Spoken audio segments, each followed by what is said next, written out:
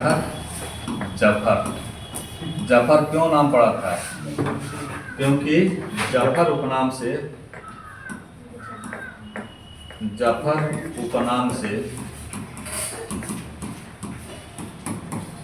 ये गजल लिखते थे। गजल और शेरो शायरी वाले थे। शेरो शायरी वाले हैं तो अपने जफर उपनाम से लिखते थे, तो इसलिए इनका नाम पड़ गया बहादुर शाह जफर। लास्ट वाला शेर इनका जरूर लिखवाइएगा नाम वाला। चलिए, यह अंतिम मुगल सम्राट था। मुगल सम्राट था। जफर नाम से शायरी लिखता था, इसलिए इसका नाम जफर पड़ गया। जफर उपनाम से शायरी लिखता था, इसलिए इसका उपनाम जफर पड़ गया। देखो सो रही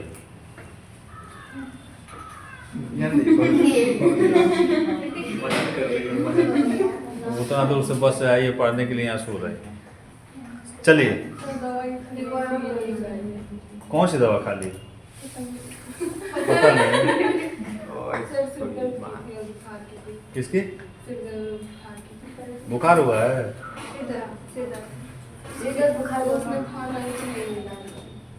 अच्छा, लिखो। 1857 के विद्रोह में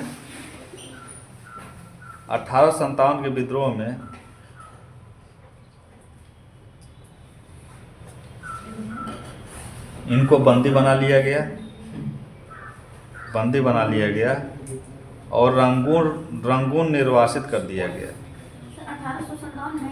1857 का जो विद्रोह हुआ उसमें बंदी बना लिया गया और रंगून निर्वासित कर दिया गया।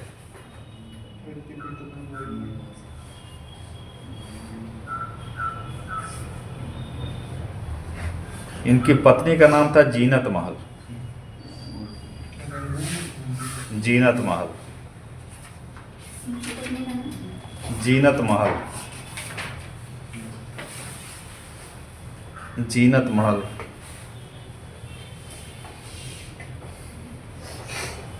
1840 में जीनत महल से ब्याह किए थे और उस समय 65 साल के थे। जीनत महल 17 साल की थी।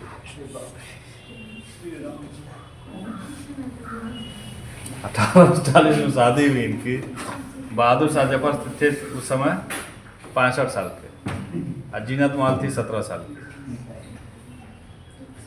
इसीलिए कुछ लोग 1840 में उस समय लोग ब्याह होते रहे। उस समय इन लोगों को भी शादी खोजना पड़ रहा था।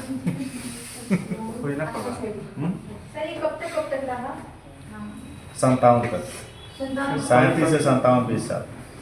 तो ये होता है ना कि बच्चे और बच्चों पे कुछ स्रोतों से ये पता चलता है कि जीनत महल जो है कैनिंग को पसंद करने लगी थी। ये जो है जब दिल्ली में आंदोलन दबा दिया गया तो ये अपने नाती पोतों के साथ हुमायूं के मकबरे में जाके छुपे हुए थे। तो जीनत महल ने ही बताया कि बादशाह जो नाम मात्र का है वो अपने पूरे ख़ानदान के साथ छुपा हुआ है हुमायूं के मकबरा में।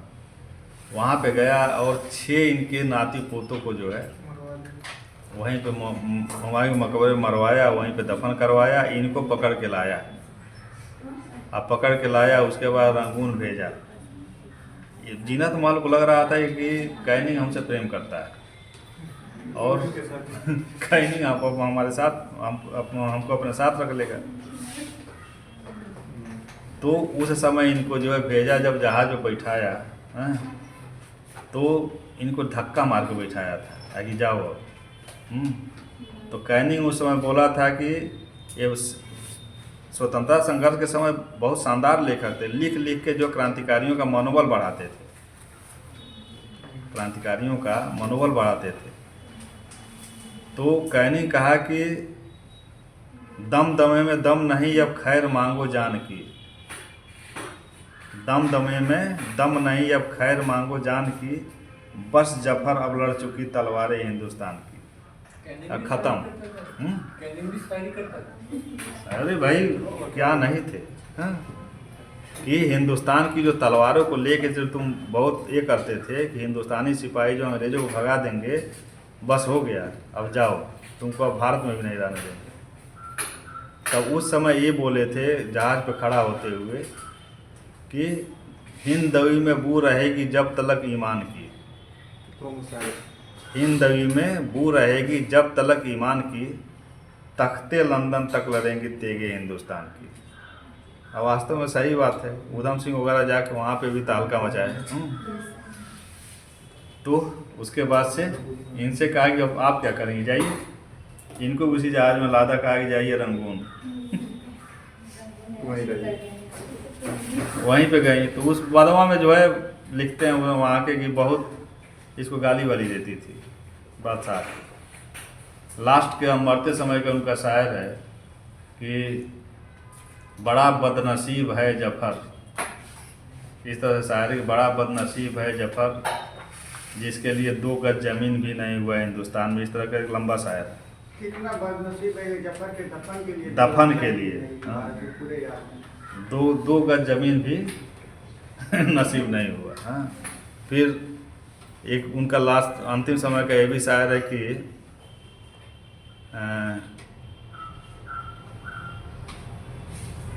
मैं ऐसा बुझता हुआ चराग, मैं लिखवाया हूँ शायद पिछले वाले नोट्स में। अब उस समय जफर को हमको नहीं लग रहा था कि जफर आज ख़त्म हो जाएंगे। ये सब शायर जो है जब पढ़ के आओ तो याद रहता है। क्या है, न किसी के आँख का नूर हूँ, न किसी के दिल का करार हूँ, न किसी के आँख का नूर हूँ, न किसी के दिल का करार हूँ। ये तो सर अभी कल ही देख रहे थे। ठीक है। मैं न किसी का आँख का नूर हूँ, न किसी के दिल का करार हूँ, जो किसी का न हो सका, जो किसी के काम ना आ सके, जो किसी के काम न आ सका, मैं वही बुझता हुआ चिराग हूँ। ये लास्ट समय में लिखे थे कि मैं किसी के काम में नहीं आया, न बीवी के काम आया, न देश के काम में आया, कुछ काम नहीं आया। फरहान अख्तर बोल रहा था इसी। नहीं तो बहुत बड़े शायर थे। चलिए, इस तरह से जो है ख़त्म हुआ परवर्ती मुगल। अब इसके बाद से रिवीजन क्लास में चलेगा आप लोगों का जो है मराठा। जो मराठा चलेगा शिवाजी से शुरू होगा और अंग्रेज़ों से गुलाम होकर वो भी ख़त्म हो जाएगा। ये गुलाम हो गए, सब मुगल टोटल गुलाम हो गए, मराठा गुलाम हो जाएंगे, फिर सिख गुलाम होंगे, फिर टीपू सुल्तान, हैदर अली, सब ख़त्म हो जाएंगे।